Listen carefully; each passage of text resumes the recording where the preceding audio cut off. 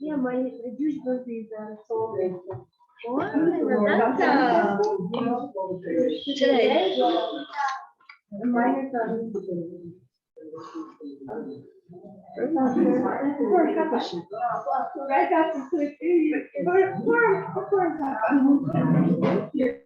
That's nice. Mazel tov. So it's interesting. Today we fast, and tomorrow we celebrate Hashem. And sometimes it's the opposite. Like when is it the opposite? Yom Kippur. We eat the day before, and then we fast. And so. And they're also related, Yom Kippur and Yom Kippur, yeah, Kippurim. We can serve Hashem by fasting and giving up all the gashmis. In a way, we can serve Him more with all the gashmis, to bring the gashmis into our lives, to uplift it to Hashem. So, should be so good to do that, and that will bring the simcha, and that joy will bring the gula b'nisan. Good morning, everyone. So our parsha starts with Kisis. Okay, I'm low. Yeah, I'm low. Okay, good. So we're good. Can you hear me? Yes. Okay, wonderful. So Kisisa is that it starts with Hashem asking Moshe, telling Moshe to count all of us. And it's an interesting way to say count. Count, you could say monet. But kisisa, what is the word kisa? To lift up. To lift up. When we're counted, when we count, which side are you? You're this side? When we count, all of a sudden we feel counted. We feel part of the group, part of the family, part of the world. We count. And that's very, very, all of a sudden, oh, I count, I'm in, count me in, and then we feel very like part. And the part is also, what did we give? Do you remember what we were asked to give for the korban? A half of a shekel. Why a half of a shekel? Not a shekel and a half, 2 shekels? No, because each of us, if we feel we're not full unless we're with each other. We complement the E, complement, also complement with an I. We bring ourselves to completion and we're one together. And so we're not one alone. We're not complete alone. We don't have shleimus alone. And so when we feel that, we will feel connected to every single Jew, because every single Jew is part of Hashem's children. Together we can give them nafas. Together we can be one. Morning, and when we realize that, all of a sudden we counted, we feel good, but we don't feel that good that I'm alone, I can take care of myself, I'm on the top of the world, I don't need anybody, self-sufficient, I'm okay. And that's not what Hashem wants. He wants us to feel counted in, to lift up our head and be one together, but not to the point of being, I'm top of the world, I'm it, I'm the answer to humanity, I don't need anyone else. So that balance is always there. In Yiddish, you find this balance, like it says one pocket, you take out a coin, a note from one pocket, and the note says, for me, the whole world was created. That means, I'm important. And the other pocket says, I'm nothing. I'm dust and ashes. And the other one says, I'm everything. So which one is it? These contradict each other. They blend, they merge together. And when we have that proper balance, that happy, healthy balance, that's what Hashem wants. And we're going to see it very much in this pasuk, how to attain and reach, and what we should actually want, what we should strive for, what are we asking for, what do we want? Sometimes I wake up in the morning and say, like, what do I want today? I'm confused. But when the light goes on and we can realize, what does Hashem want from me? So when I'm confused, I say, look, Hashem, the lights are out. By you, it's or. It's all light. Just trickle in a little light to me. Tell me what I should be wanting to do. Then help me to do it. And then help me to come close to you through doing it. I just want to know. And so when we have that light on, when we have that feeling of what we should be doing, that's that balance. So we're going to get there. So it's interesting that each of us is a half a shekel. They didn't count. Moshe Rabbeinu did not count. Each of us, 1, 2, 3. Remember in school, we used to count each other, not 1, not 2, not 3. So many girls on the bus, not 14. And then 14.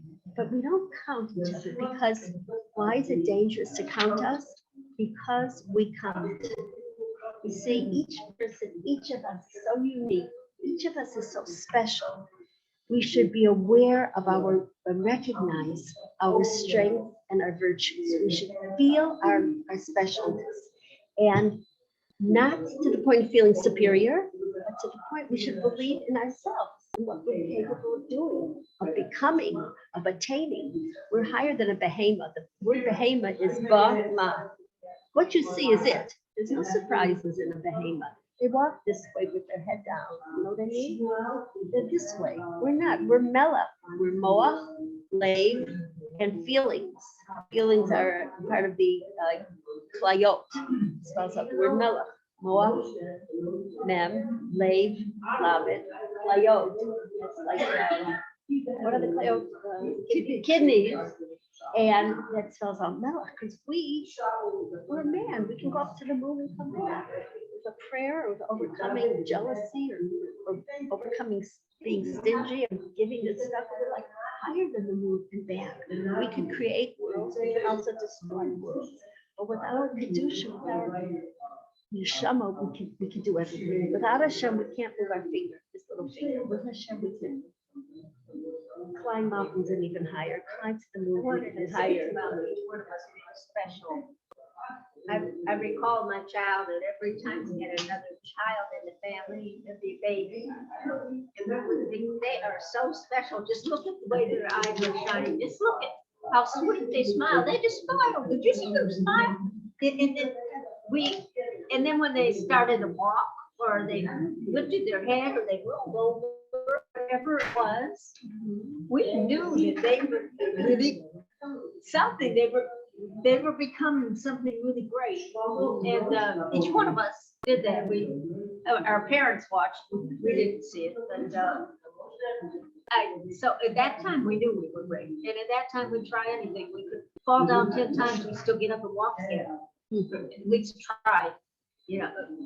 So now we're adults, so the things we try maybe are a little more cognitive, not so physical. Still, that's what we have to do. We have to keep trying and aspiring and know that there's always a possibility that something's going to work because there's God. If God put it in us to want to do it, and there's a good chance that God's going to help us fulfill it. Right, if you already have the rutzon, say, I want to do what you want, not against your will. I want to do your will, so help me to do it. If you put it in my heart, then we're on. And we're the best team. And like you say, we're going to talk about Betzalel. So Betzalel's one that built the Mishkan. Betzalel, yeah, some say he was 13. But either way, he was a child. He was young, full of that energy, that excitement, that newness. Like you said, everything is fresh and new. I can take on the world. It wasn't done there, been there, done it, has been, No, it's a fresh day. And Hashem wants us to feel that youthfulness, to feel that freshness every single day. Jump out of bed, it's a new world, it's a new life. Because it is. Because today was never ever here. Today's never ever going to be here. This is our life. And we can feel that youthful excitement. We could live the day instead of just passing through, passing time. Okay, another day to kill or to get through. Or it's like, that's heavy. No, and we learned from Betzalel to be that light excitement. He was Ben Uri, Ben Hur. His father brought light to the world, and his grandfather Hur. Why is he named in the Torah? Sometimes just as the son out. Why the grandson out? He was killed when the Jewish people made the Egel. And then there was no hope. We were lost. How will Hashem ever take us back? There is fresh hope. There is new hope. He's a 13-year-old kid. He's in the middle of school, answering a question in the Gemara. And then Moshe Rabbeinu says, come build the me. I'm like in the 8th grade. Me? In your account, I'm even younger. Well, yes, we need that freshness, and it teaches us we should be that Betzalel. Whatever our age is numerically, we should be that Betzalel, ready to I'm ready for you, Hashem. I'm ready to What's today going to bring? The challenges and the joys and and I'm counted. I'm in. Count me in. I'm in. And that's how do we lift up the Jewish people? By not counting them, because we're not just a number. We're a whole world, and we're not alone. We're half. Each of us complement and make ourselves full. There's a room full of dollars, right up to the ceiling. So if $1 is taken out of the room, do you notice it's missing? And then there's this museum in Paris. It's called the Louvre. It's French here. Louvre. Thank you. I think they just call it the Louvre. And I think Yeah. we're going to stick with that. Yeah. We're so Hamish here with the shortcut Louvre. So, it was best known. They had original works of art. If one of those pieces was stolen, it would hit the headlines of the whole world. Yeah. And each piece of art is unique, one of its kind. Make a copy, but that's not the original. Now think of us. Hashem is telling Moshe, each Jew is unique, special, needed, each of us. We're not getting lost in the crowd. The Baal Shem Tov said that when a Jew is born, like he was saying, the world could not get along without that Jew, without each of us. And why do we stand up when a person reaches a certain age? They say Batakum, because he has the accumulated years, days, months, years of chachma, of making that bracha, of overcoming that jealousy or that stinginess, being stingy, of overcoming it, and each time growing, each time being kavod to Hashem, each time amassing another fortune of uniqueness. So none of us can be like, oh, okay, just one, you're counted, you're one of many. No, we're very, very unique. We're each. The half is to teach us humility also, because sometimes in that balance, I could go to the other end. Well, I'm great. So come back. You're half. Half. And it's a very, very tight, not tight, but it's very like balance, a very, very delicate balance. When we gather so much wisdom, if you're learning something new that you didn't know the year before, at the same time we get humbled, most of us get weaker physically. And there's some things we used to be able to do, we can't do anymore. And that balances the wisdom that we're gaining. Right, we become more soul and less body. Yeah, hopefully. That's hopefully older people. Otherwise, what do they have? What do we have? What's left? So it's just use it all our koyach left to serve Hashem. Remember, this woman is such an incredible story. Gives me chills when I think of it.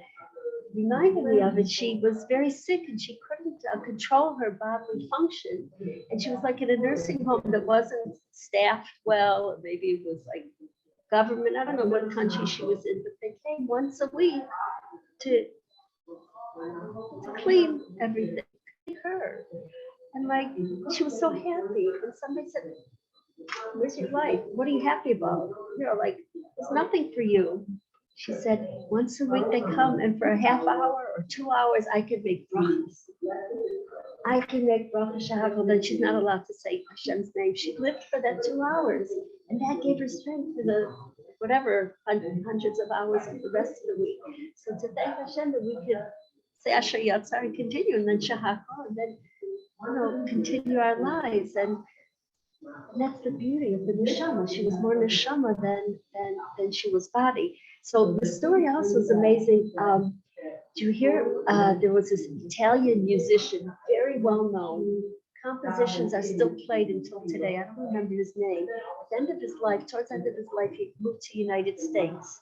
And in his honor, they were making a great concert of his works in Italy. It was so big, special evening. The head of state was coming, and they, of course, invited him to come. But he wasn't feeling up to the trip from the States to Italy. But he said he would very much appreciate if they could show him the concert like with closed circuit. They didn't have the phones today or the Zoom like we do today. So he wanted to see it. So they said, sure, we'd be happy to. At least they could do for him. And in Italy, there was a music critic, and he wanted to come. He was also an accomplished musician, to be with him, to watch his reaction, to watch how he's singing. He said, really, to be honest with you, oh, yeah. So it was Tuscany. That's certainly, thank you. Oh, how I miss that, because I can't pronounce it. And how many Ninis? Okay, got a few. So, he said he really would prefer not because he doesn't like to be bothered. He liked his privacy and it's important moments. He promised he won't say a word the entire time. He agreed. Okay, come. So they were sitting together, watching, listening. The music critic, also a big musician. Beautiful, perfect. He was like amazed. He was beyond himself. And he looks at the composer. Since he's making like a sour face, he's going with his hand like this, and he doesn't seem very pleased at all. And he couldn't ask him anything. So once it was over, he said, "What was bothering you? It was an amazing concert. It was amazing. It was hundreds, tens of musicians." He said, I wrote it. And I know one violinist was missing. No. He said, "What you counted?" Yeah, there might be 50, 49, 199 out of many. One was missing. He said, I created the music. I heard one missing. It ruined the entire piece. It ruined the music. I couldn't enjoy it. Hashem created the world. He planned a purpose, a job, a place, a meaning for each of us. Each of us can't just fall off. Each of us can't be missing in action because we're holding up the world. With each of us, that woman who for 2 hours a week could say Shahako. We're holding up the world. And Kisisa, the way Hashem said to Moshe, lift up the Jewish people. You see us punning, lift up our face so we can feel what is true, that we count. We can feel in. We can feel part of something very, very big. Part of Tachlis, part of the reason the world was created. Hashem said to us, be a light to the nations. Act as my children. Put a crown on your head. Wear royal, the royal clothing. That's like the talis and tefillin. The crown is our head covering. And that's how the Queen of England, she looked like she goes to Beis Yaakov. She looked so, put together and so kosher and so tznius. We're the children of Hashem, we're royalty. Hutzker Rebbe, he used to say it as it is, like he didn't mince words. He was sharp. He said, just like we must believe in Hashem, we have to believe in ourselves. We have to believe in each of ourselves. That's very important. Amunah. Our actions, when we do that, when we count it in, everything changes. The color in our eye, the color, the spark in our eyes, our posture, the way our gait, the way we walk. Everything's different. This is twinkle, this is purpose, because we're important. Each of us, even that woman, I can't picture somebody else. I could say somebody who lives and nobody's there to make an answer. I'll make to their, but they're holding up the world. They keep Shabbos, they're holding up the world. We, each of us. So about this faith in ourselves, other beautiful story. There's a banker, a very big banker, very rich. He went bankrupt. He was about to go bankrupt. He had loads of letters from attacking him, asking him, demanding him to pay back money from all directions. He already had so many piles of letters, he stopped opening them. They got more and more depressed. He was so down and out about it. And he was on the verge of despair. So one day he walked out of his office and he sat on a bench in the park. And he was so upset. The whole world was caving in on him. He put his hand out on his arm and he was just so depressed. And he was deep in thought, what's gonna be? I have so many creditors, everything's going black. Walked by an old man. He was wearing a suit, it was a little crumpled, but he had this soft look, grandfatherly look in his eyes. And he walked by and he said, you're looking very sad. What's the matter? He said to himself, what do I have to lose? He said, I'm on the verge of bankruptcy. I have creditors all over the world, all collapsing on me. I don't know what to do. And man said to him, if you received a loan for $500,000, that was many years ago, do you think you could get back on your feet? Do you think that you could get through this? He said, wow, I could pull out of this. $500,000. Wow, of course I could, but who's going to lend me that? Who? He said, my name is Rockefeller. And have you ever heard of me? He took out his checkbook and he wrote a check for $500,000. He scribbled his name. And he said, meet me on this bench in 1 year from today at 2 p.m. and pay me back, return it to me, then the loan. And he said, for sure, I'll be happy to do that. He couldn't believe his ears. He couldn't believe, he couldn't believe the mazel, the good fortune that happened to him. And he runs back to the bank. He has $500,000. He can't believe it. He starts opening all those envelopes he's been ignoring for weeks, and started to make lists. This is who I owe this and this. He got everything orderly. This has to go first because they've been really, they're been down on me for that. He contacted his creditors. He made agreements. He said, I'm going to use the check when I need it. He put it in a safe. He said, when I need it, I'll use it. And he started getting back on his feet. 1 month led into the other. And then by the end of the year, he was financially stable. He had a rosy future in front of him. And he had never even cashed the check. He said, I'm going to go return it to this man who I met a year ago. He saved me. I want to show my appreciation. He maybe not have noticed. Maybe he didn't notice that I didn't cash the check because the person has billions. What's a $500,000? Gets lost. It's coffee money, change. So maybe he didn't notice. I want to hand him back the check. Instead of paying him, I never cashed it. He went back. He got to the bench at 10 minutes to 2. At 2 o'clock, the man walks by, Rockefeller, smiling to him, said, thank you so much. You saved my life. Thank you so much. And while they're talking, 2 nurses come up to him and say, oh, there you are. And they take him by the hand back to the mental hospital that was down the block. And they said to the banker, oh, he fooled you. He told you also that he's Rockefeller. He wrote this check also to you. It means nothing, not worth the paper it's written on. And he took it back. It's a worthless check. What saved the banker? The faith that someone else had in him, and the faith he had in himself. It got him on his feet. He scribbled something. Look, he never tried to cash it, so he never found out that it was worthless. But he got on his feet because somebody believes in me, and I have that backing, and it worked, and it worked. And so when Hashem counts us, it works. It gives us self-confidence. And because when he was about to give up, there was no chance of his getting back. Because sadness blocks a person, takes us out of hope, and it finishes him. So when Hashem said to Moshe, lift up, Tisa as the Israel, lift up the Jewish people, that they, us, recognize our greatness. Look, Rabbi Akiva was 40 years old. He didn't know Aleph Beis. He had, 24,000 students. Rav Shimon Bar Yochai was one of them. So if we can believe in ourselves and believe in each other, then we're there. So on the tzedakah that Hashem asked us to give, the machzis hashekel, we often think tzedakah takes away our money. I mean, you could do a math, you could solve this problem, the math problem. If you have 100 shekel and you give 5 to tzedakah, just take one. Give 5 to tzedakah. So who knows math here? How much do you have left? 95. Perfect. And the answer is you have 5 left.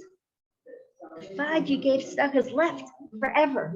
It's in your eternal. It's in our eternal bank account. 95. Who knows? Get lost, stolen, bad business deal. Usually, God forbid, nobody's using it for a doctor. And so that's tzedakah. Like the word, it says there's a word you should giving tzedakah, and it's called v'nasnu. An interesting word. If you read either way you read it, it's spelled the same letters. Doesn't change. Saf, and then a nun vav. So it's either way you read it, because we get back everything we give. We get back a lot more from the tzedakah that we give. Tzedakah tatzil mimavos. It saves us from death. And so Hashem is teaching us, don't worry, whatever you give, you're going to get back more. You're going to get back more. And the Ben Ish Chai, he wrote an interesting mashal. There was a villager, and he had a son that was very, very smart. He was so brilliant. He taught him math. And then he asked his son a question. There's 10 birds over there. I'm going to kill 6 of them. And you tell me how many do I have left? So the son said, you have 6 left. He was so angry. He spent 100. I mean, he spent money for the best teachers. What do you mean I have 6 left? There were 10. 6 were killed. How could I have 6 left? His son said, because 4 of them flew away, 6 are left. So when we get tzedakah, that's what's left. That's what's left. So let's look inside the Parsha. Let's see if I have it here. It says in the Parsha everything that we're talking about. We'll get to it just in a minute, because when Hashem told Moshe to make a chetzi shekel, he didn't understand the concept. I mean, what's the problem? Half a shekel. He didn't, and so much so that Hashem had to bring down, so to speak, Hashem brought down a fiery coin of a half a shekel to show him, oh, that's what you meant. And why did Hashem bring a fiery shekel? Because we're all, everything we do, even a small thing that's a half, like it's half baked, like half-hearted, like I didn't do it with all my excitement, all my positivity, I felt like, no, half. No, that's precious to Hashem. He brought it down in fire. Fire consumes.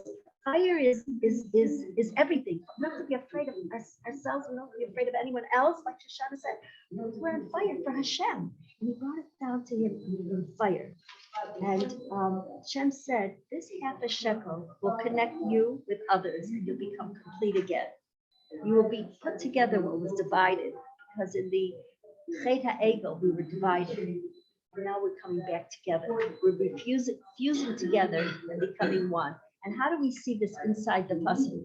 So who would be so kind to read the Hebrew and then somebody translate? It's pasuk chapter 30, pasuk 15, number 1. This one, yeah, number 1. Okay. Nafra'im, Shemelim, Here. Oh, sorry. Okay. Far down. Okay. Ba'asir lo yarva. The rich shall not give more, give a lot. Harvey, the hadab, and the poor lo, you mean,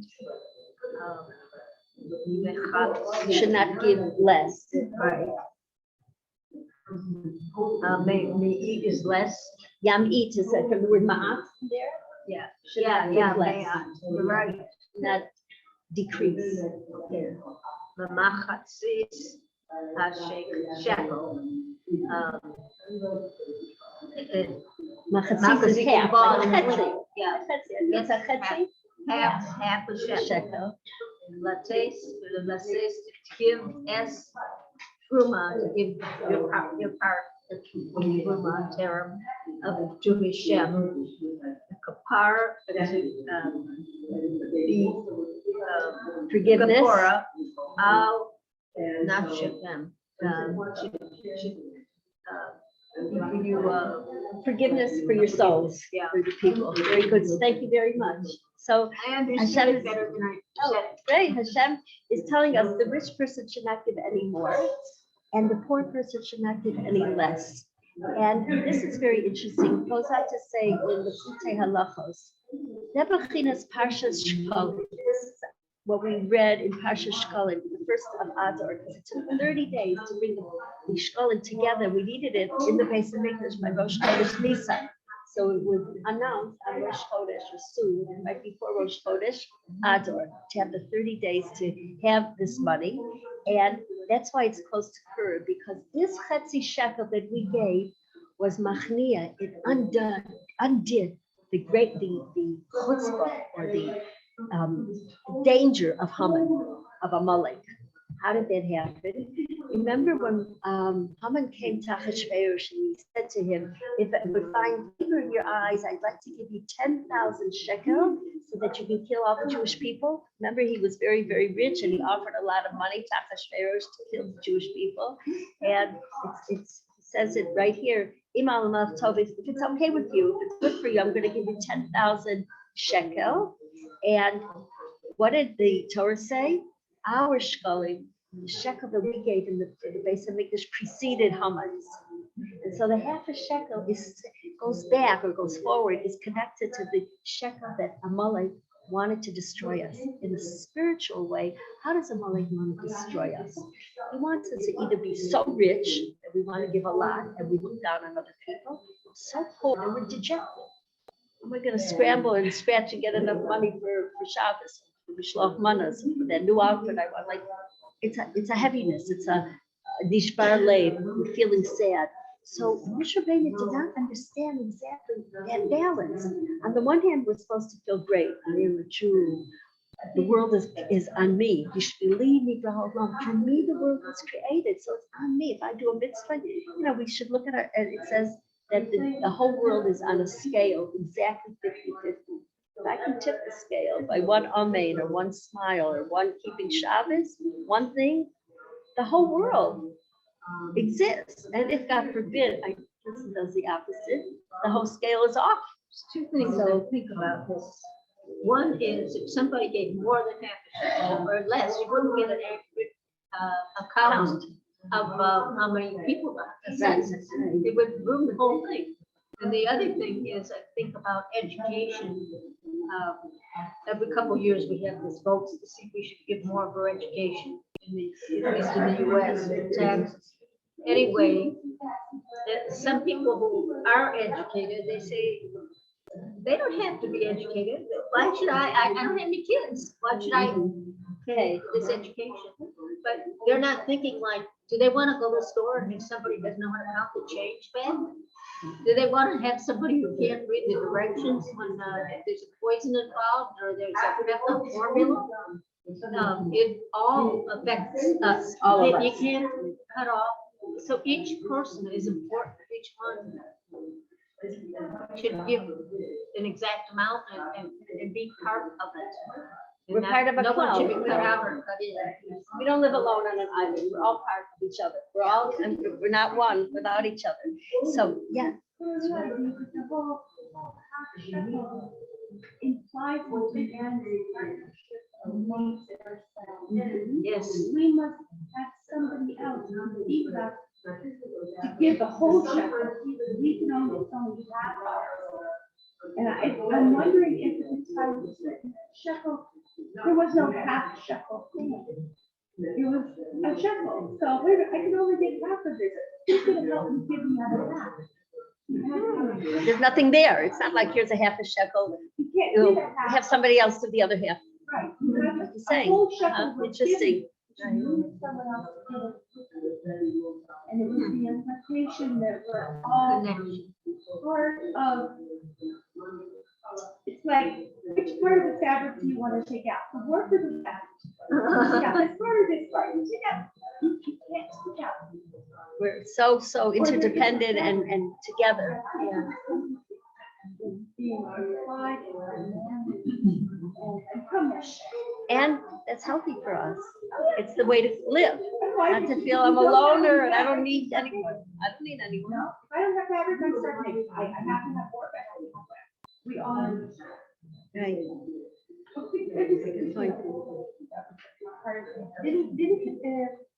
Don't you have in Torah the person should not be the man should not be. The Shekhinah Yeah, doesn't yeah. rest on the whole shadow woman. And also the Levado. Yeah, Levado shouldn't be alone.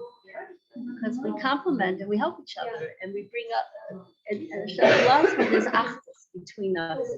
Parent loves when the children love each other. There's achdus. So achdus means us. Achdus means helping each other, loving each other, fulfilling and bringing out the best of each other. And it starts with myself, right? We should love your friend like yourself. To love myself, to have a moon in myself, to feel that I am something like the Kotzker Rebbe said. To have a moon in him and in myself. And then I could give, because I have what to give. I fill myself up and then I could fill someone else. So he goes on to write that these shkalim, they had a mishkal gadol. Mishkal means weight, like a scale. In the olden days, if you asked for a kilo of potatoes, they put a kilo on one side, they fill up the other side. One more potato goes over, smaller potato, and that's called the scale. And this is a very, very unique, very delicate scale because he goes on to say, on the one hand, we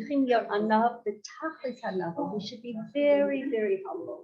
We shouldn't be haughty and push people down. We should feel soft and we should feel the other person is better, even if he's acting worse. If I had his set of tests or his set of circumstances or how he grew up or his mind thoughts or what's going on in his mind and his heart and his life, and I would be worse. So I'm not going to make myself better than him, look down at him, how he's not acting properly. Or so we have to be totally humble.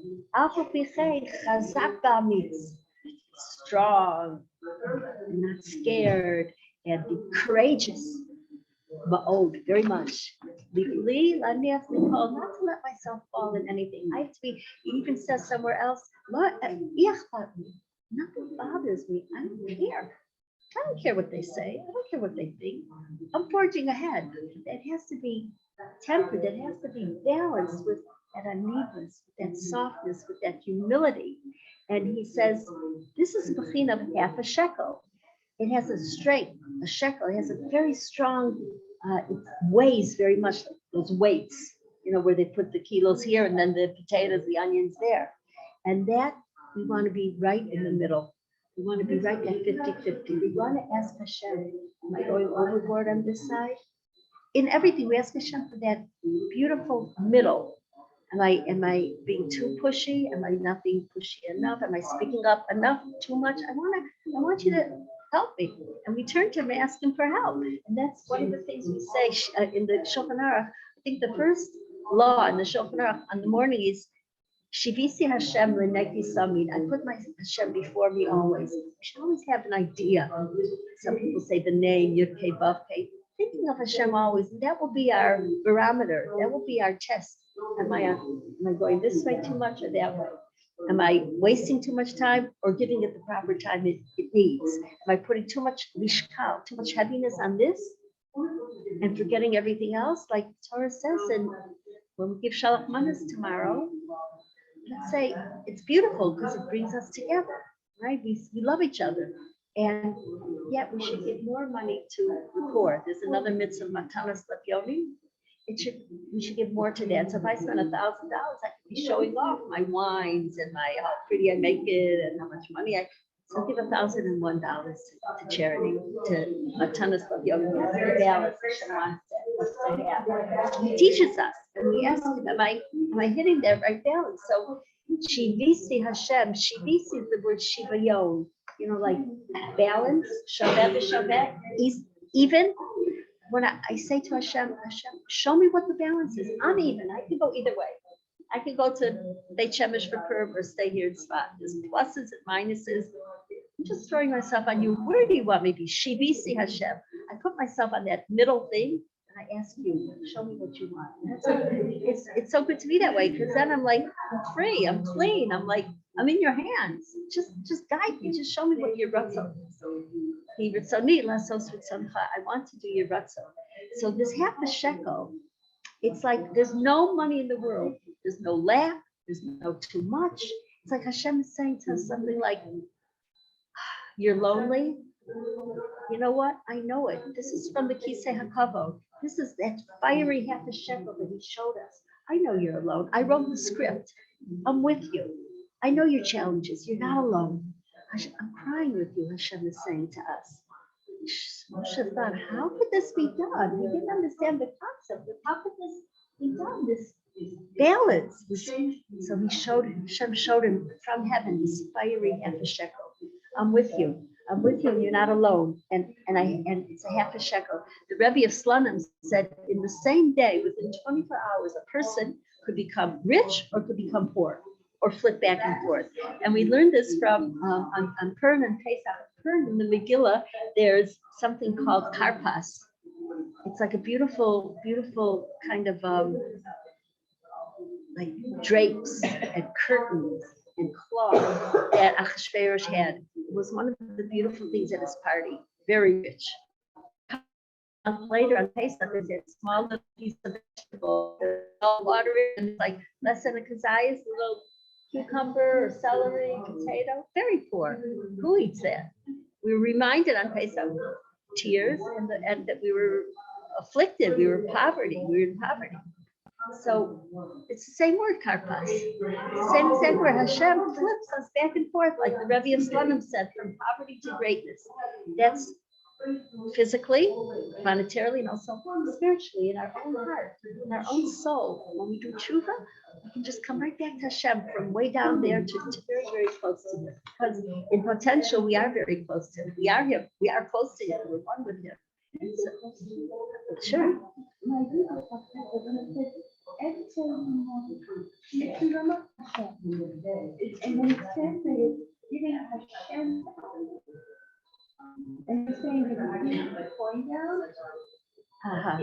Is the offering that we give ours, or is it Hashem? That's a very. There's this like paradoxical implication that am I doing it right or doing it wrong, or is there a paradoxical implication? I, you know what? It's interesting. Does anyone have a? That was my question. Yeah. Anyone have a comment on that?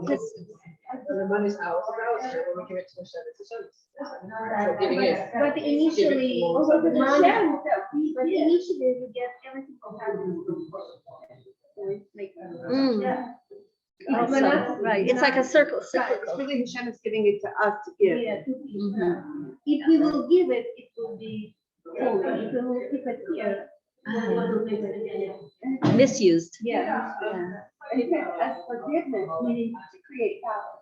That's, I think. I believe so. Truma says kaper to. Yeah. It's not good enough. Oh, like there, our class. Oh, that, yeah, that. But it's a little tiny parsley with glorious. Or great riches. Yeah. It's all from Hashem. It's all to use for Him. So the person that has that riches shouldn't get like, it's all mine. He even goes on to say, and I didn't copy it because it was very long. Rich people think, why should I give from my hard-earned money? Let him get up and work. Let him make it. He's down and out. Maybe physically he looks strong. Maybe emotionally he's a wreck. No, I'm going to buy myself more. I'm going to get more for me. No, Hashem wants the rich people to feel that softness, that humility, that sharing. Because, like you said, who did I get this from? From Hashem. In Pirkei Avos it says, "Tain lo mishalo." Give him what's his, because you and everything that you have, atave shalcha shalo, are his. And then he said, "Who puts up a mezuzah on the door?" Well, I gave him the door. I gave him the house. Who gives a tent? I gave him the money. So we're just returning it to him, showing that humility that it's not mine. Even if I worked, he gave me the strength to use my hands and to use my mind. He gave me the luck that, that it went through and I made a good investment. And so it is from him. And if we realize that, we won't be haughty, we'll share. We won't be haughty, we'll know Hashem, I can't move my finger without you. And the poor person, on the other hand, won't be down, despondent, and like, because the rich person is giving him something. Is giving him the tzedakah. It's bringing him up to the point somebody cares about me. I'm not here alone, and I can make like that banker. I can get on my feet. Somebody believes in me. He didn't even touch the check. It's good he didn't. And so this balance, like we're talking about. So Make a comment too. In Parsha Truma, were you talking about Parsha Truma? In Parsha Truma, God says, "Take for me." He doesn't say, "Give to me." Take for me the gold, the skins, and people. Some people analyze, what does that mean? Am I taking or am I giving? And they said, well, if there's two people and one person has more than the other, that person gives the beggar some money. What does the beggar get? What does the giver get? The beggar gets a few points.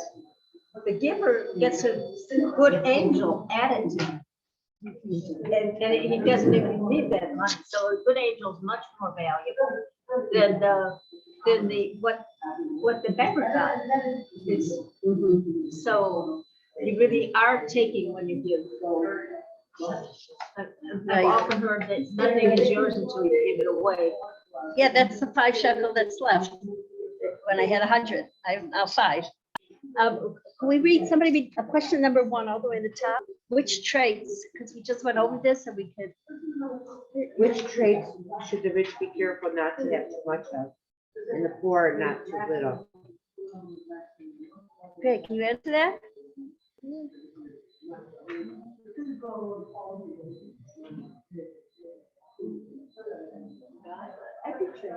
Gaiva. Yeah. Any Which one? trade, any trade. Has to be Anybody balanced who and not out has of a balance. balance to their trade, a rich person who's giving it and feeling humble because they're giving it, or feeling like self-satisfied because they're giving it. And a poor person who's accepting it and feeling enlarged because of it, they're lifted up. It gets out of balance on either side. It's all right to feel the feeling, it's not all right.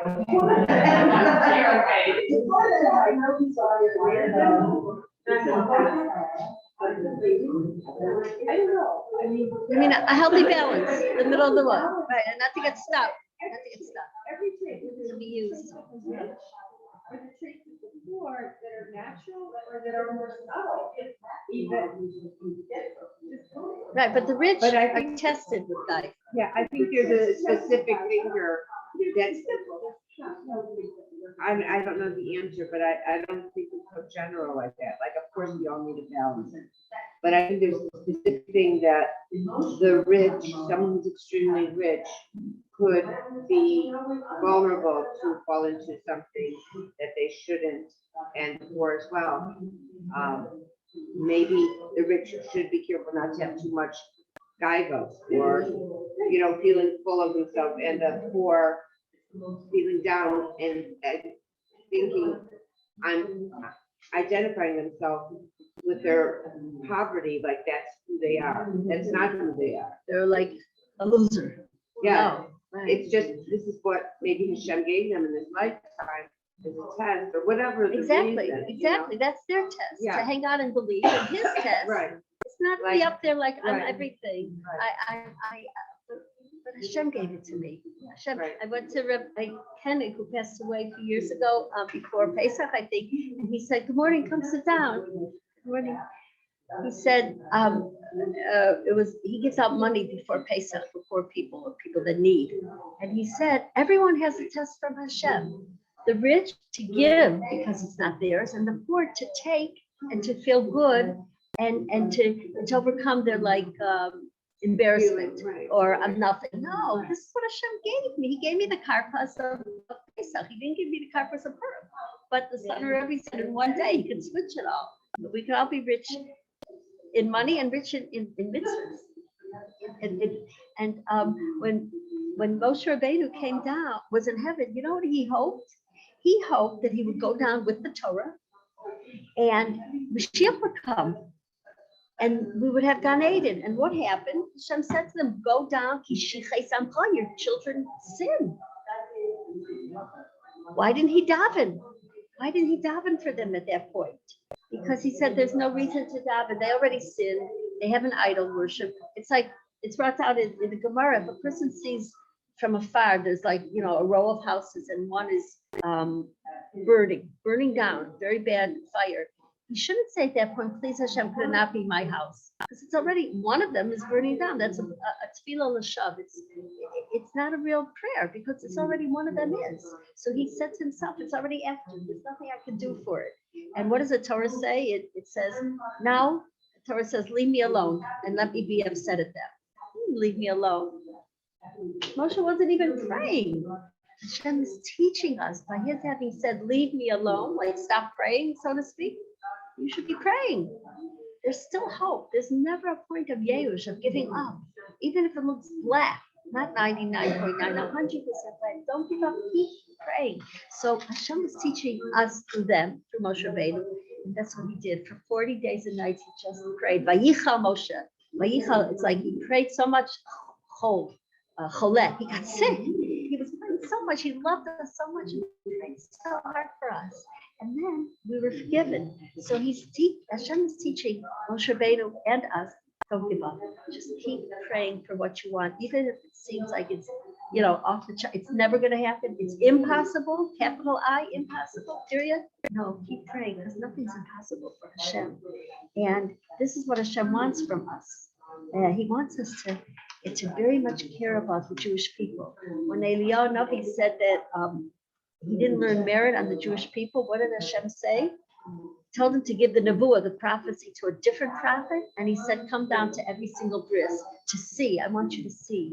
I want you to be there, to be a witness how holy the Jewish people are. And a different prophet, Hoshea ben Be'eri, he said, these people are sinning so much. I'm very disappointed in them. Why don't you switch them for another nation? Hashem said, switch them. They're my children. You're telling me to switch them? I'll never, ever do that. And this Hoshea ben Be'eri, he like never got married till he was very, very late. Hashem wants tzaddikim and all of us to look at the good in ourselves, to look at the good in each other, and to show it to Hashem. Look how beautiful your children are. Remember we spoke about the tachash, that animal that was built to build the Mishkan. It had different colors, and it was very proud of all its colors. Well, you know what else it had? It had one horn coming out of its forehead, like a unicorn. They're not like, it's called it had one, that's like ugly. It didn't speak about that ugly part. It spoke about its colors. So each of us have our ups and downs, our pluses, our minuses. He didn't concentrate on his minus, the tachash. Concentrate on his colors, not on that ugly thing coming out of his forehead. I don't know. I can see where it could be ugly. Yeah? I could see why it could be. Like, I don't know, like different. I don't know. Well, Look, if he because you're not used to looking seeing for something beautiful. like that. Yeah, right, That's the right. only reason why I feel it, that makes you a little uncomfortable, like that's strange. But if we were used to it. If all you know, animals had one from the, Yeah. then we'd say Yeah. the ram is ugly. You're right, it could be beautiful. But let's say, for argument's sake, it was not beautiful, he didn't look at it. He looked at the beauty. And us too, whatever we have beautiful in each other, in our families, and our friends, and our neighbors, and ourselves, bring out that good. And that's what Hashem wants us to do. And that's what he lifted up.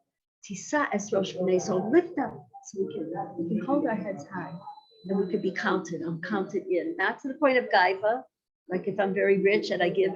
No, it's not because, okay, you know, how some people treat poor people. Okay, here's your check, goodbye. No. You want a cup of water? You want to join me for lunch? You want to? How can I help you? How's your family?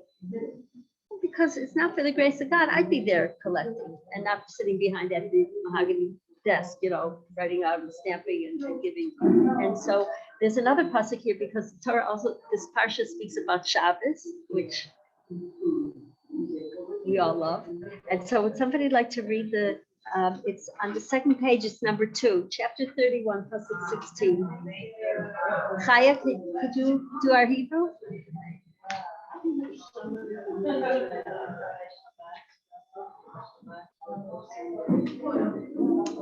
Thanks. Who can give us the English on that?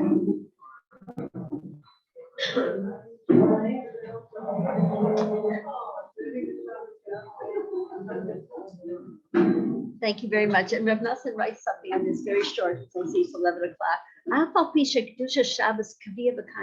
holiness of Shabbos came to us from the 6 days of creation. It's one of the 10 commandments.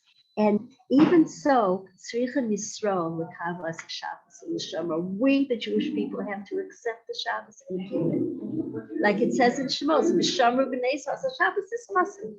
we have to keep it because the Kedusha is not brought down to this world. It exists in the heavenly spheres from the time of creation, but it's brought down through us. Through us keeping Shabbos. We have a very big part, like with the main actress in this play. It's called Shabbos. It's called the world. It's called life. And we're so very important. Each of us count, each and every one of us. Hashem did not give the Shabbos to other nations. And it says in Bereshit, Shabbos said to Hashem, you gave everybody a partner. But you didn't give me a partner. You gave Sunday, Monday. You gave Tuesday, Wednesday. You gave Thursday, Friday. I'm stuck out without a partner. Hashem said to him, the Jewish people will be your partner, Ben Zug. And that's Israel, Ben Zug Shalach. And so when we keep Shabbos, we're bringing it down from the heaven and we're becoming one with Hashem. We're becoming his partner. And so this is also in this Parsha of the Shomer B'nai Yisrael, that the Jewish people have Shabbos. So may we merit to keep Shabbos. Maybe we merit to realize that we count. Not to the point of gaiva when we're the rich one giving, and not to the point of falling when we're the poor one accepting. But we're all half a shekel. We're all together in this, and we're not one like they did, like you said. They probably didn't have a half a shekel then. I think it's 20, 30 years old. Anyway, we're going back many years. We're all one. We can't do it without each other. So maybe to feel that, and like that story about the banker. Have a moon in myself and a moon in each other, and of course a moon in Hashem. Together, we have an easy pass and a very, very happy Purim that should last till Pesach and till the whole year. Thank you so much for coming. See you. When are you?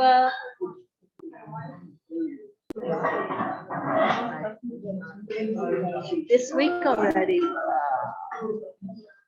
You will be that.